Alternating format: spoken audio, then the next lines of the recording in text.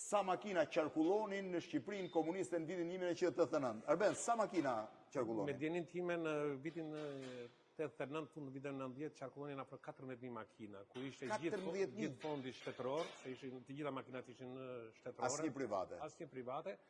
Kryesisht kamiona, pjesa më e madhe dërmuese ishin kamiona që zinin parkot. Dhe kjo ishte makina më e njohur?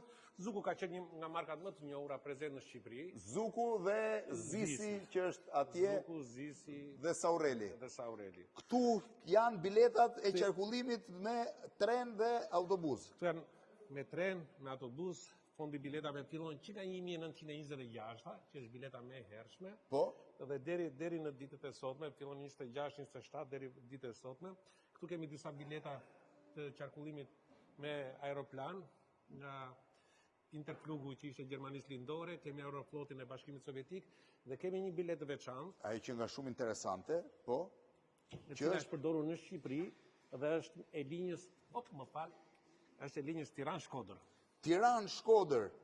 Tiranë-Shkodër, bilet, avioni, edhe emrin dhe të gjitha, 1930 duhet këtë qenë. Faleminderit. Faleminderit. Ka pas disa linje.